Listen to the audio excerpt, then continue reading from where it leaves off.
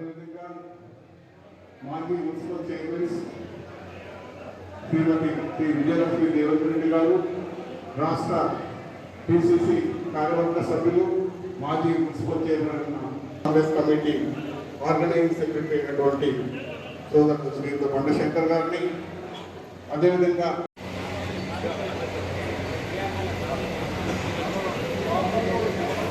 PR Nagar బాబా గౌడ్ గారు. బాబా గౌడ్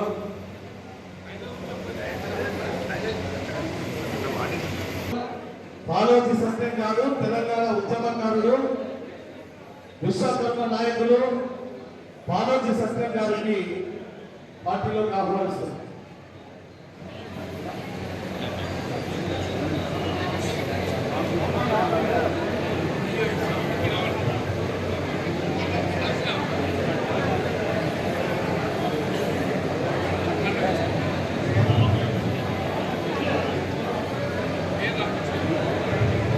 సంటి Prashanth పియాలని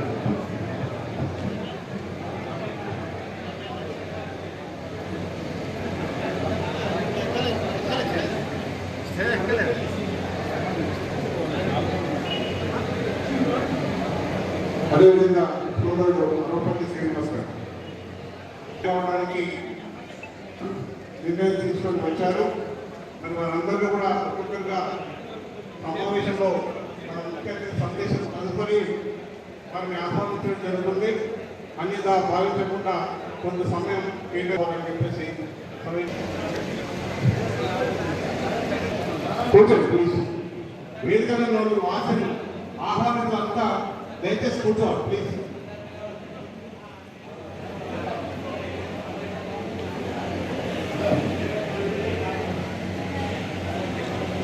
please గమనించగలరు.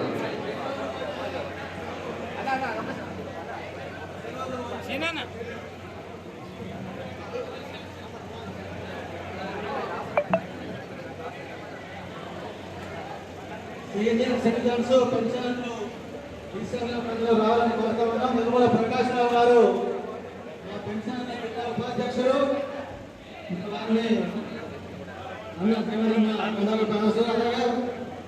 దిండిగాల విఠల్ గారు, అట్లాగే మేనపూరి రాజేంద్ర సాయ రిటైర్డ్ హెడ్ మాస్టర్ గారు, కేశెట్టి బాబురావు గారు, గౌడ్శెట్టి సీనియర్ సిటిజన్ జిల్లా ప్రధాన కార్యదర్శి గారు, అలాగే కొప్పుల నారాయణ గారు, అలాగే జంగిలి రామానందం గారు, బుకా నరసయ్య గారు, రంగరాజన్ గారు, కేశెట్టి ప్రసాద్ గారు, నారాయణ గారు,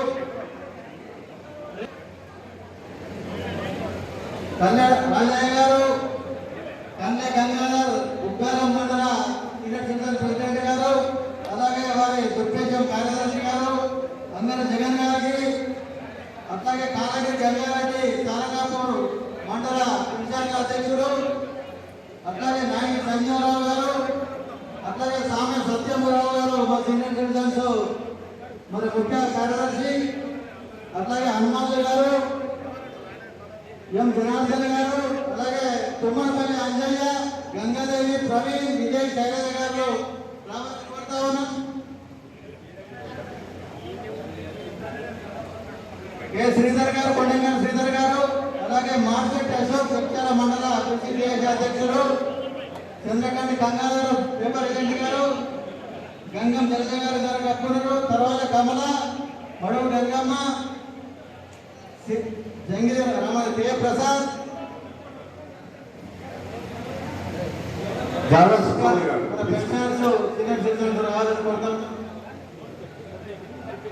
పిలుస్తున్నారు. పెద్దలు అందరూ కూడా ఒక్కొక్కరుగా వచ్చి వేదిక మీద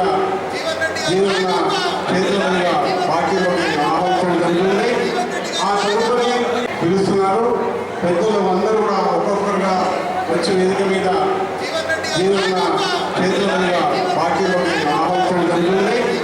ఆ తదుపరి కాంగ్రెస్ సీనియర్ నాయకులు, మాజీ టీఆర్ఎస్ రాష్ట్ర నాయకులు, సీనియర్ సిటిజన్స్ అసోసియేషన్ అధ్యక్షులైన శ్రీ రాజేశ్వర్ గారు ఒక 2 నిమిషాలు వారి సందేశం అవసరం కోరుతారు. ఈరోజు మరి ఎంతో శుభదినం. మరి ఉద్యమకారులు ఇతర బీసీ సంఘాలు హాజరైన ప్రతి ఒక్క ఉద్యమకారులకు మహిళలకు అందరికీ పేరు పేరున మీ హరి అశోక్ కుమార్ నమస్కారాలు మరియు అభినందనలు తెలుపుతా ఉన్నాడు.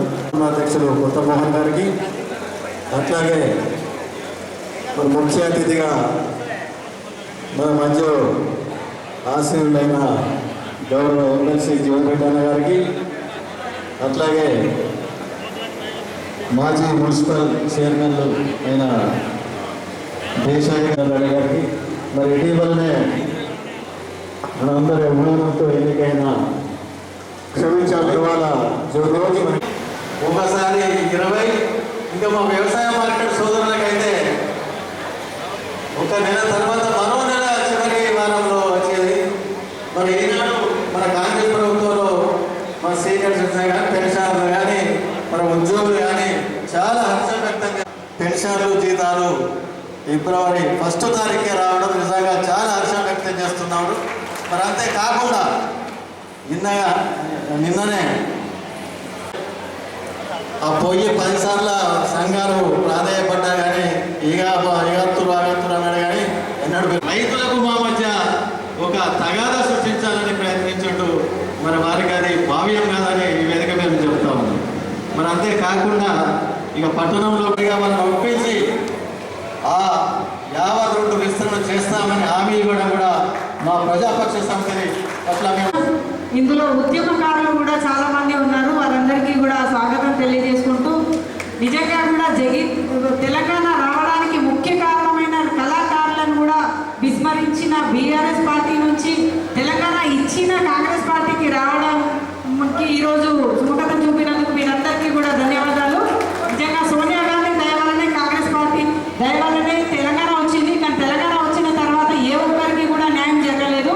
ప్రతి కళాకారులకు మొదలు పెడితే రైతులకు కానీ విద్యార్థులకు కానీ మన ఉద్యోగాలు మన నీళ్లు మన నియామకాలు అన్నారు, ఏది కూడా మనకు రాలేదు. అది అలాగే తెలంగాణను అప్పుల పార్టీగా అప్పుల రాష్ట్రంగా మార్చిన ఘనత బీఆర్ఎస్.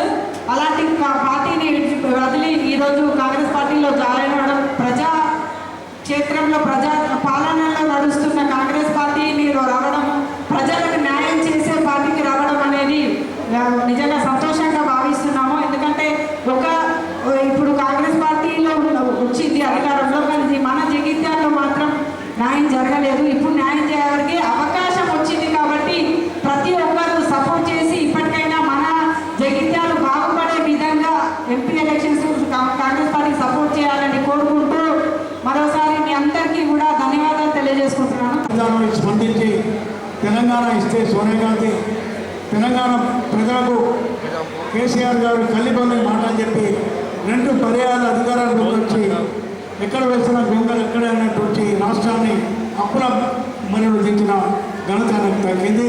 మరి ఈరోజు కాంగ్రెస్ పార్టీ అధికారంలోకి వచ్చిన తర్వాత 6 గ్యారంటీల స్కీమ్ విజయవంతంగా అమలు జరుగుతున్నది. ఉచితంగా మహిళా సోదరులను ఆర్టీసీ బస్సులో ప్రయాణం చేస్తున్నారు.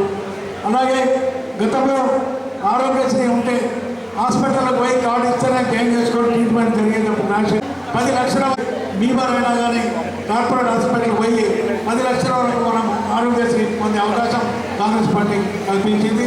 అలాగే గ్యాస్ సిలిండర్ కూడా 500 రూపాయల గ్యాస్ సిలిండర్, కరెంట్ ఏదైతే ఉందో 200 మీటర్ 200 వరకు ఫ్రీ, అంతకన్నా ఎక్కువ వాడుకున్న వాళ్ళకు పెట్టే విధంగా మరి నిన్ననే హౌసెస్కి సొంత భూమి ఉన్న వాళ్ళకు 5 లక్షల రూపాయలు ఇవ్వడానికి, ఎస్సీలు అయితే 6 లక్షల రూపాయలు ఇవ్వడానికి నిన్ననే ముఖ్యమంత్రి గారు ప్రకటించారు. కాబట్టి ఈ కాంగ్రెస్ పార్టీ ప్రవేశపెట్టిన పథకాలన్నీ మీరు ఆలోచించి రేపు జరగబోయే ఎన్నికల్లో తప్పకుండా మనం పోయినసారి పెద్ద పొరపాటు చేసినాం. పోయినసారి ఇంకా మన జీవనాన్ని గెలిచినట్టుంటే ఈరోజు రెండవ స్థానంలో ఉండి ఈ జగిత్యాల ప్రాంత ఎంతో అభివృద్ధి చేసుకునే దిశలో పోయే భాగం మొన్న ఓడిపోవడం వల్ల మనం ఎంతో బ్యాగ్ అయిపోయినాం. కనీసం ఎప్పుడైనా మనం జీవనాన్ని కానీ పార్లమెంట్కి పంపిస్తే ఈ తెలంగాణ వారిని పార్లమెంట్లో మాట్లాడే అవకాశం మనం కల్పిద్దాం. రేపు తప్పకుండా కేంద్రంలో కాంగ్రెస్ పార్టీ వస్తుంది. మన సార్ అక్కడ కేంద్ర మంత్రిగా అవుతాడు. ఈ ప్రాంత అభివృద్ధికి ఇంకా నిధులు తీసుకొచ్చి ఇంకా అభివృద్ధి పదంలో తీసుకెళ్తారని చెప్పి కోరుకుంటూ తప్పకుండా మీరందరూ అందరూ బ్రహ్మాండం పెద్ద మెజార్టీ నిజామాబాద్ 7 కాన్స్టిట్యూన్సీలో జగిత్యాల నుంచే ఎక్కువ మెజార్టీ ఇవ్వాలని చెప్పి కోరుతూ సెలవు తీసుకుంటున్నాను. జై హింద్. ఇప్పుడు ఏంటంటే ఈ ఉద్యమకారులు ఒక్కరి వల్ల ఉద్యమం కారణం ఇప్పుడు చేయడం వల్ల తెలంగాణ రాష్ట్రం ఒక్కరి వల్ల రాలేదు. ఎంతో మంది ఉద్యమం చేస్తే, ఎంతో మంది ప్రాణ త్యాగం చేస్తే ఈ రాష్ట్రం మనకు వచ్చింది. మరి ఇలాంటి ఉద్యమకారులను ఏకపడేసి పాపం వాళ్ళకి ఏం న్యాయం జరగకుండా ఇలా చేయడం మాత్రం కరెక్ట్ కాదు. వాళ్ళు ఇప్పటికైనా ఒకటి ఆలోచించుకున్నారు, ఇన్ని సంవత్సరాల తర్వాత ఆలోచించుకొని మరి మాకు కాంగ్రెస్లోకి వెళ్తేనే న్యాయం జరుగుతుంది అని చెప్పేసి ఇక్కడికి వచ్చి ఈరోజు జీవనన్న సమక్షంలో ఇక్కడ చేయడం చాలా సంతోషంగా ఉంది.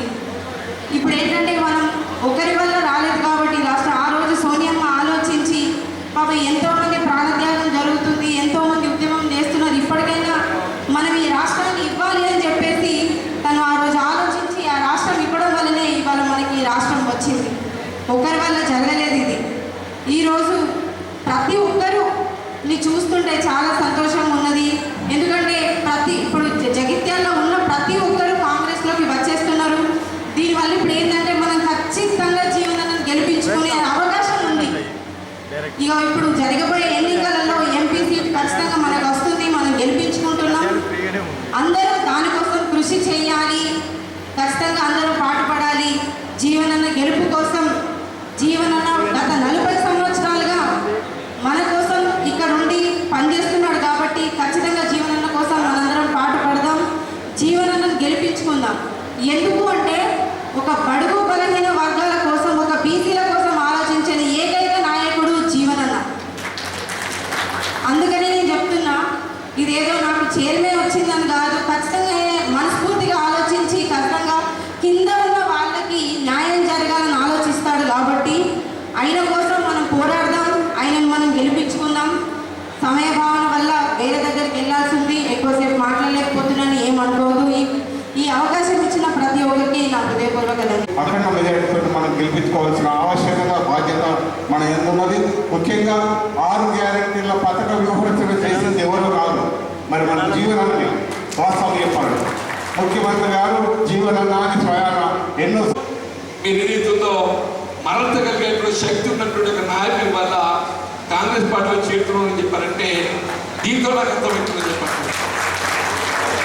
ఒక ఫలితం ఇంకో రాబోయే ఎన్నికకి ఏదైతుందో మనకు తోడ్పడుతుందని చెప్పారు. మొన్న ఎన్నికలో నేను ఆశించే పెద్దలు పొందలేకపోతున్నాను, కానీ భవిష్యత్తులో రాబోయేటువంటి ఎన్నికకి ఏదైతుందో నాకు తోడ్పాటు అందించే విధంగా మీరందరూ ఈరోజు ముందుకు వస్తున్నందుకు నేను హృదయపూర్వకంగా మీ అందరికీ ధన్యవాదాలు చెప్తాను.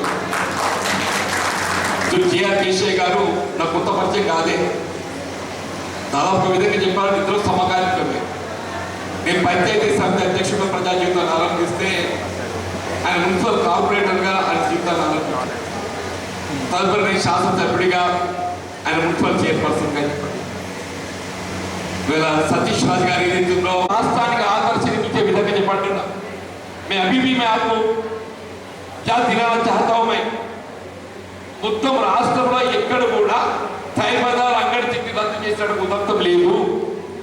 కేవలం మొత్తం ఉమ్మడి రాష్ట్రంలో చెప్పండి, నేను ఉమ్మడి రాష్ట్రంలో సైబజార్ అంగడి చిట్టి రద్దు చేయబడినటువంటి ఒక ఏకైక మున్సిపాలిటీ జగిత్యాల మున్సిపాలిటీ చెప్పండి. రోజుకి 20 రూపాయలు అంటే నెలకైతే ఏదైనా 600 రూపాయలు అయితే 20 అంటే 30 600 అయితే 12 మాసాలయ 12 आदमी 70 रेट 7,000 सालाना 7,000 रुपए मैं आपको फायदा करवाया हूं सर. समझो 20 साल से ये फायदा हो रहा है आपको. నిరుపేద వర్గాలు రోడ్డుపై ఏదైతే తోపుడు బండ్లే కానీ చిరు వ్యాపారాలు ఎవరైతే మన జీవనోపాధి మరి ఇక్కడ పొందడం జరుగుతుందో అటువంటి వారికి అందరికీ ఏదైతుందో ఈ 20 సంవత్సరాల కాలం లోపల మరొక 1,00,000 రూపాయల ఆర్థికంగా నేను సహాయం చేయగలని చెప్పారంటే నాకు అంతకంటే తృప్తి కావాలని చెప్పంటున్నా. సరే అప్పుడప్పుడు అంటారు ఏం చేసినా చేయమని ఇంతకంటే ఏం చేయాలని చెప్పంటున్నా. నిరుపేద వర్గాలకు ఏదైతుందో వారి మున్సిపాలిటీకి వెళ్ళి విధించేటువంటి ఒక పన్ను ఏదైతుందో ఈ 20 సంవత్సరాల కాలంలో 1,00,000 రూపాయలు మీ వినాయకుడికి పెట్టగలిగారని చెప్పంటున్నా. అది తృప్తి రాలేదా?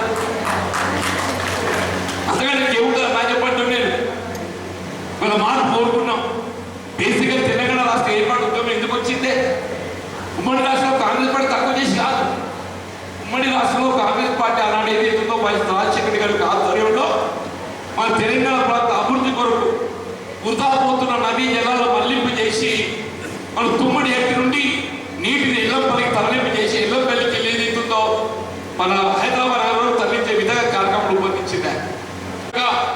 అవకాశం మాకే కావాలి, స్థానిక ప్రాతిపదికన ఉద్యోగ అవకాశం కల్పించబడాలనే భావనతో ఏదైతుందో మిత్రులు ఉద్యోగం చేసిందని చెప్పండి. దశాబ్ద కాలం ఇచ్చింది. నిన్ననే పేర్కొన్న నేను మనం 2014 వచ్చిన ఎన్నికలు ఏదైతున్నదో అందరూ కూడా కేసీఆర్ గారు ఏదైతుందో ఉద్యమలాగా భావించారని చెప్పంటారు. 2014 కానీ 18 కానీ 2 పర్యాయాలు ఏదైతుందో తెలంగాణ రాష్ట్ర సమితి పట్ట కట్టడము మన ఉద్యమం కల్పించింది. 10 సంవత్సరాల అవకాశం కల్పిస్తే ఉద్యమ ఆకాంక్షలు నెరవేర్చబడ్డాయా? ఉమ్మడి రాష్ట్ర పాలన కంటే వెలుగుల పాలన కల్పించబడ్డదా? మనం ఆశించిన ఫలాలు పొందలేకపోయినా కాబట్టి ఏదైతుందో మన 2023లో ప్రజలు మార్పు కోరింది. ఆ మార్పు సంకేతం వీళ్ళ రాష్ట్రంలో కాంగ్రెస్ ప్రభుత్వ పాలన గౌరవ ముఖ్యమంత్రి రేవంత్ రెడ్డి గారి ఆధ్వర్యంలో ఆ మార్పులు మనం గమనిస్తామని చెప్పంటారు. దయచేసి చెప్పండి, ఇది మనం ఆశించిన మార్పు అమ్మ తల్లి అని చెప్పంటున్నా. ఇంతమంది ఆడపిల్లలు వచ్చిందమ్మా, గృహ భారం అంటే ఎవరు మోస్తారు? తల్లి మీరు మోస్తారమ్మా అని చెప్పంటున్నా. ఆడబిడ్డ చిన్న చిన్న ఉదాహరణ చెప్తారమ్మా. 2014 సిలిండర్ ఫుడ్ ఎత్తుంటున్నామా 400 రూపాయలు ఉంటాయి. ఇవాళ ఎంతైందమ్మా? 1011 నడుస్తుంది. నిజమాబాద్ తల్లి మరి 400 రూపాయలు సిలిండర్ పుట్టి ఇలా 1100 ఐదకాలే తల్లి. మరి దీనికి కారణం ఎవరు? కేంద్రంలో అధికారంలో ఉన్నట్టుగా ఎన్డీఏ ప్రభుత్వం, భారతీయ జనతా పార్టీ అని చెప్పండి. మరి ఏ దేశం వెలుగుతోంది అని పేర్కొంటున్నదో అదే భారతీయ జనతా పార్టీ ఆడబిడ్డల కన్నీటికి కారణమయ్యే విధంగా సిలిండర్ పుట్టి పెరుగు ఏదైతుందో బీజేపీ కారణం అవుతుందా కాంగ్రెస్ ఆలోచించడం తెలియజేపట్టు. ఇక్కడ కాంగ్రెస్ పార్టీ ఆడబిడ్డలను హక్కులు చేసుకునే విధంగా ఏ కేంద్ర ప్రభుత్వం భారతీయ జనతా పార్టీ మీకు ప్రతి నెల ఏదైతుందో 500, 600 అధిక భారం మోపే నిర్ణయం తీసుకుంటే ఆ భారాన్ని ఏదైతుందో నేను మోస్తా అని చెప్పని సోనియా గాంధీ గారి యొక్క ఆలోచన సూచనకు అనుగుణంగా రేవంత్ రెడ్డి గారు ఏదైతుందో 500 రూపాయలు నేను చెల్లిస్తున్న ఆర్థిక భారాన్ని కాంగ్రెస్ పార్టీ పరిస్థితి తెలియక ఆలోచించడం నేను చెప్పంటూ నేను ప్రతి ఇల్లు ఏదైతుందో 200 యూనిట్లు అని చెప్పంటే కేవలం 5 రూపాయలు లెక్క కడితే 1000 రూపాయలు ఖర్చు వస్తుందమ్మా. ఇక్కడ కూర్చున్న తల్లులు అందరికీ కూడా మేము నెలకు 1000 రూపాయలు మాఫ్ అవుతుందమ్మా. ఇక్కడ కూర్చున్న ఆడబిడ్డలకు అందరికీ కూడా చెప్పంటారు నేను, మీరందరూ కూడా 200 యూనిట్ల రోజు కాల్చేవారే. మీకు అందరికీ నెలకు 1000 రూపాయలు మాఫీ అవుతుంది తల్లి. నెల 12 మాసాలకి ఎంత? 12,000 రూపాయలు మాఫీ అవుతుందమ్మా. 12,000 తల్లి అని చెప్పంటారు నేను. 12,000 ప్లస్ సిలిండర్ పుట్టి మీద ఒక 400 రూపాయలు మీకు ఆదాయం లభించినా కానీ 12,48 అదొక 5,000. 12,500 ఎంత అవుతుందండి? నాకు 17,000 అవుతుంది కదా. 17,000 ప్లస్ ఏదైతుందో రవాణా భారత్ తల్లి. నేను పెట్రోల్ డీజిల్ ధరల పెరుగుడికి ఎవరు కారణం? కేంద్ర ప్రభుత్వం తల్లి అని చెప్పిన కేంద్ర ప్రభుత్వం చెప్పండి. ఒకప్పుడు 2014లో అంతర్జాతీయ మార్కెట్లో ఇవాళ పెట్రోల్ డీజిల్ ముడి సరుకు అయినటువంటి క్రూడ్ ఆయిల్ $105 ఒక బ్యారెల్. $105 బ్యారెల్ ఉన్ననాడు డీజిల్ 50-55 రూపాయలు ఉండేది. ఎక్కడైనా ప్రయాణం చేయొచ్చు. తల్లి మన చదువుకున్న బడి పిల్లలు ఉన్నారు, ఉద్యోగం చేసేటువంటి వాళ్ళు ఉన్నారు. వీళ్ళందరికీ ఏదైతుందో రోజుకు ఆటోకి 20 అయినా కానీ 40 రూపాయలు కుదురుతుందమ్మా.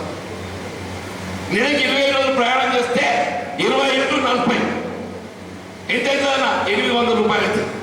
నెలకి 800 అంటే సంవత్సరానికి ఎంత అవుతుంది? 12 × 8 9,600 రూపాయలు. 10,000 అని చెప్పండి. నేను ముందు చెప్పే 12,000 ప్లస్ 5,000 17,000.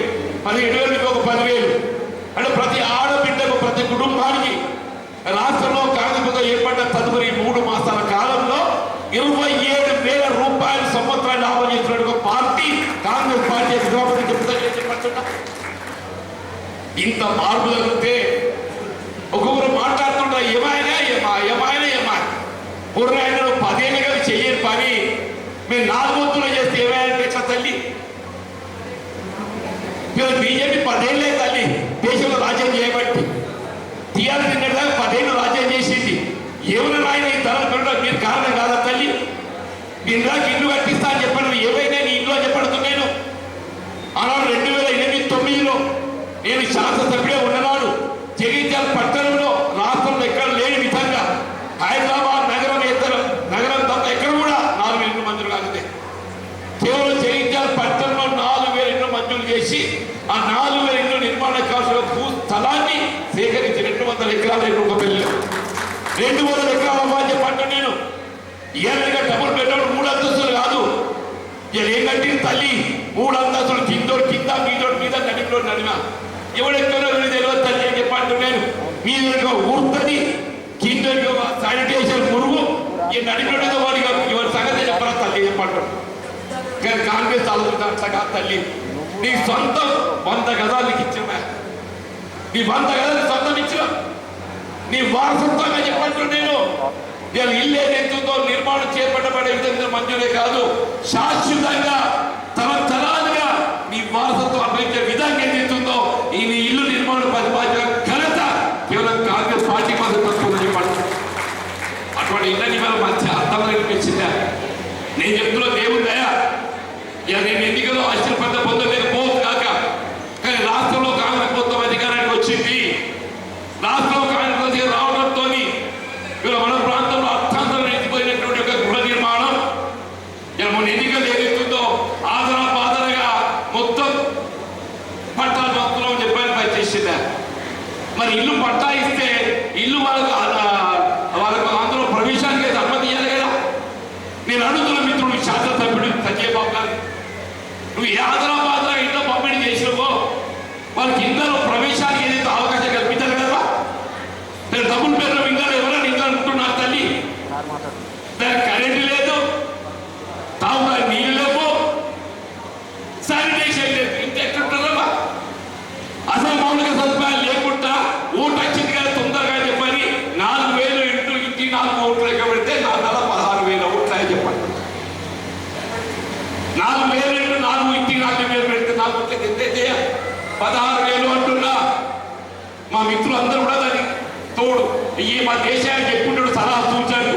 ఆయన మొత్తం గీత గీతలో ఫస్ట్ దేశాయన రేపు మనకే గీత గీత నాకు కూడా మన సంజయ్ బాబు అయితే గీత చేసి గెలిపించిండో రేపు నన్ను కూడా గెలిపించాలో చెప్పాడు, తప్పకుండా గెలిపించాలని విశ్వాసంగా చెప్పాడు.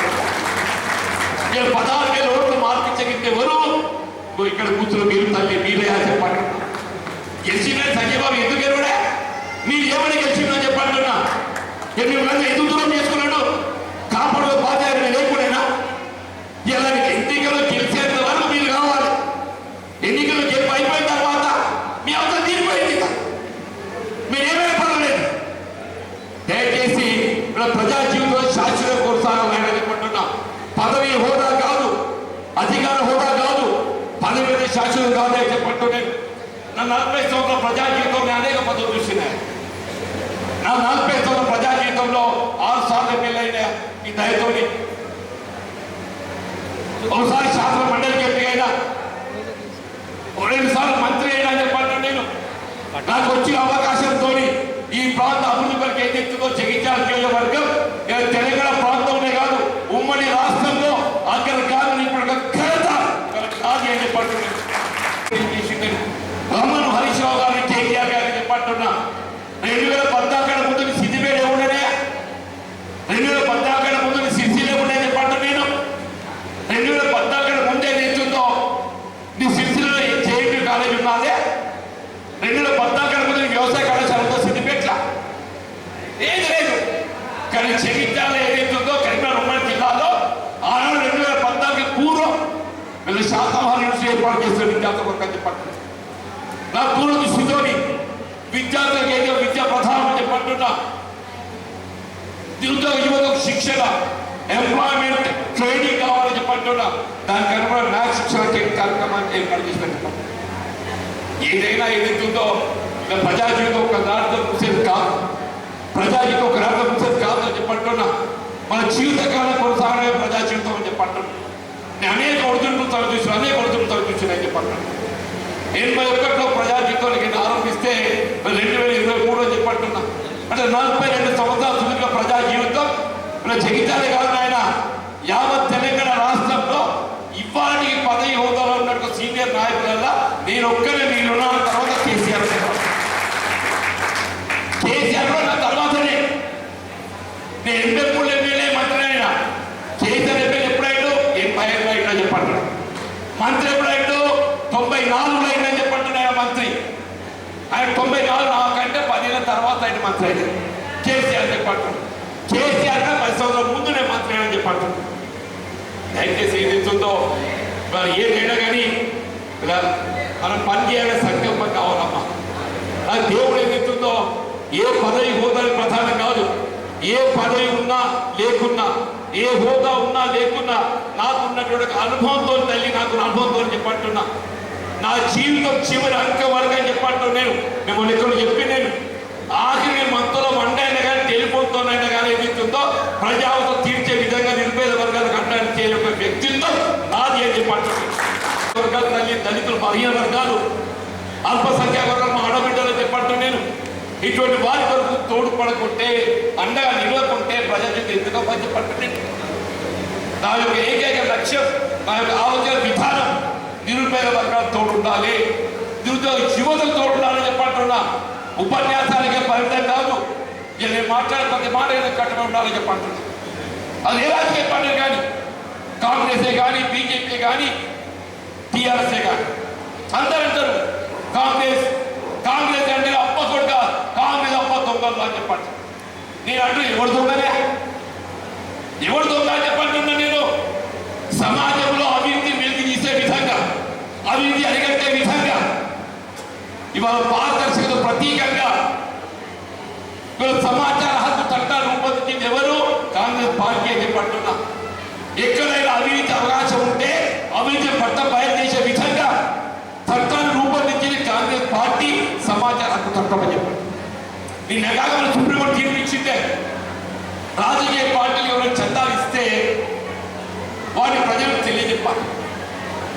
ఎలక్ట్రల్ బాండ్స్ ఎవరికి ఎవరు చందా ఇచ్చినా ప్రజలకు తెలియజెప్పాలని చెప్పి సుప్రీంకోర్టు తీర్పిస్తే స్టేట్ బ్యాంక్ ఆఫ్ ఇండియా ఏం చేస్తుంది? ఇదే మోడీ గారి కావాల్సిన సూచన మేరకు వాళ్ళకు పంటలు ఎక్కడ బయటపడుతుందని చెప్పని నాకు 6 మాసాలు టైం కావాలి, జూన్ దాకా పిడిచి పెడుతుంది. చీఫ్ జస్టిస్ చంద్రచూడ్ మందం ఇచ్చిండు. అన్న ఆన్లైన్ సిస్టమ్ ఒక్క మీటర్ నొక్కితే ఏదైతుందో నీకు చందా ఇచ్చిన వారి వివరాలన్నీ బయటకు వస్తాయి. నీకు సమయం ఎందుకు అని చెప్పని నువ్వు వెంటనే రేపు 15 తారీఖు ఏదైతుందో, ఎంత 12 తారీఖు లేదు, 15 తారీఖు నాటికి ఏదైతుందో మొత్తం రాజకీయ పార్టీలకు ఎవరికి ఏ చందా ఎంత వచ్చింది అవన్నీ పట్ల బయలు చేసే విధంగా పారదర్శకంగా బయట పెట్టాలని తీర్పిచ్చింది. నేను సుప్రీంకోర్టు అని చెప్పి బయట చూస్తుంది. ఎవరు మాట్లాడేవాళ్ళు పనిచేస్తున్నారని చెప్పంటున్నా, ఎవరు పేద సంక్షేమ పనిచేస్తున్నారని చెప్పంటున్నా, ఎవరు ఈ దేశ సంఘ సమగ్రతను ప్రాణాలు త్యాగం చేసిందని చెప్పంటున్నా. ఈ దేశ సమగ్రతను ప్రాణాలు త్యాగం చేసిన ఏకైక పార్టీ కాంగ్రెస్ పార్టీ మాత్రమే చెప్పండి. స్వర్గీయ ఇందిరాగాంధీ గారు అమ్మ మీరు ఆ తల్లి గుర్తులతో తెలియదు కానీ పంజాబ్ ఖలిస్తాన్ ఏదైతుందో ఈ దేశం ముక్కలు చేస్తే వాళ్ళు ఒక కక్షపూరితంగా ఇందిరాగాంధీ గారిని బలి తీసుకుంటారని ఊహించి కూడా ఈ దేశ సమాజం కాపాడడం భావన సంకల్పంతో ఏదైతుందో ఖలిస్తాన్ ఉగ్రవాదులను మట్టు పెట్టే ఘనత కేవలం ఇందిరాగాంధీ అని చెప్పంటూ నేను ఇవాళ మాట్లాడుతున్నా. పాకిస్తాన్ అసలు పాకిస్తాన్లో యుద్ధం చేసింది ఎవరే? ఏదైనా మోడీ యుద్ధం చేసాడు పాకిస్తాన్ మీద? పాకిస్తాన్లో యుద్ధం చేసింది కేవలం కాంగ్రెస్ పార్టీ ఏకైక నాయకురాలు ఇందిరాగాంధీ అని చెప్పంటూ నేను. పాకిస్తాన్ గెలవడమే కాదు, బంగ్లాదేశ్ స్వతంత్రం కల్పించి ఒక స్వతంత్ర దేశంగా పెట్టిన ఘనత కాంగ్రెస్ పార్టీగా చెప్పండి. నేను అనడం కాదే, అటల్ బిహారీ వాజ్పేయి గారు ఆడు ప్రతిపక్ష నాయకుడు ఏదైతుందో ఇందిరాగాంధీ గారు ఒక దుర్గామాతగా అభివర్ణించి, దుర్గామాతగా ఒక కాళికా మాతగా అభివర్ణించింది ఎవరు? వాజ్పేయి గారు అని చెప్పంటున్నాను. ఈ దేశంలో ఇందిరాగాంధీ గొప్ప నాయకురాలు ఎవరు చెప్పంటున్నా. మీరందరూ కూడా ఏదైతుందో నిజంగా గర్వపడాలి కాంగ్రెస్ పార్టీ చేయడం. కాంగ్రెస్ పార్టీ ఆలోచన విధానం ఈ జాతి ఐక్యత కొరకు, దేశ సమగ్రత కొరకు ప్రాణాన్ని త్యాగం చేసిన చరిత్ర గల పార్టీ కేవలం కాంగ్రెస్ పార్టీ మాత్రమే చెప్పంటున్నాను. దయచేసి అధికారం శాశ్వతం కాదు, ఎన్నికల శాశ్వతం కాదు, ప్రజాసేవ శాశ్వతం అని చెప్పండి. ఎన్నికల శాశ్వతం కాదు, ప్రజాసేవ శాశ్వతము. खिदमत आप खिदमत करो, ऊपर वाले अल्लाह जो है मेहरबानी करेंगे. आप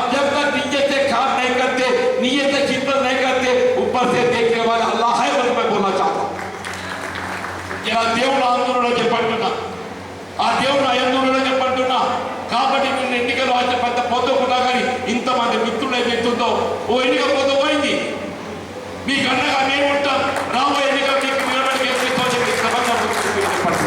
నిజంగా ఏం కావాలి, నిజంగా ఏం కావాలని చెప్పండి. మీరు దీన్ని గెలిచే ఎమ్మెల్యే కావచ్చు, మా మిత్రుడు మంత్రి కావచ్చు, కానీ ఇవాళ గెలిస్తే ఏమైతా ఢిల్లీ కోట మీద జెండా ఎగేస్తా, ఢిల్లీ కోట మీద చెప్పండి. నేను హైదరాబాద్ కాదయా, రేపు పార్లమెంట్ గెలిస్తే ఎక్కడ జెండా ఎగేస్తానే, ఢిల్లీ కోట మీద చెప్పంటున్నా. ఎక్కడ అడుగుపెడతా పార్లమెంట్ లో చెప్పంటున్నా. ఈ ప్రసంగం మీరు ఆత్మరావు పక్షంలో మాట్లాడుతున్నారు కదా, గెలిస్తే ఎక్కడ మాట్లాడతా, ఢిల్లీ పార్లమెంట్ వాళ్ళు చెప్పారు, ఒక మాట ఇప్పిస్తా చెప్పంటున్నా. దయచేసి ఏదైతుందో ఆ నిజంగా మీకు అందరికీ నేను చేతులకు నమస్కరిస్తూ మీరందరూ అండగా నిలవడానికి ముందుకు వచ్చినందుకు ధన్యవాదాలు చెప్తూ, నేను ఇవాళ మీ ఆలోచనకు అనుగుణంగా నా జీవితకాలం జగిత్యాల పాలన అభివృద్ధి కొరకు చెప్పండి. చేవల కార్యాలయానికి చాలా మిగిలి ఉన్నాయి చెప్పంటున్నా. జగిత్యాల కావాల్సిన రోడ్ల నిర్మాణమే కానీ ఇతర సౌకర్యం ఇబ్బంది కానీ చెప్పంటున్నాను. నేను అవన్నీ కూడా పూర్తి చేయడం నా బాధ్యత పడతాను. దయచేసి మరొకసారి మిత్రులకు హృదయపూర్వకంగా ధన్యవాదాలు చెప్తూ సెలవు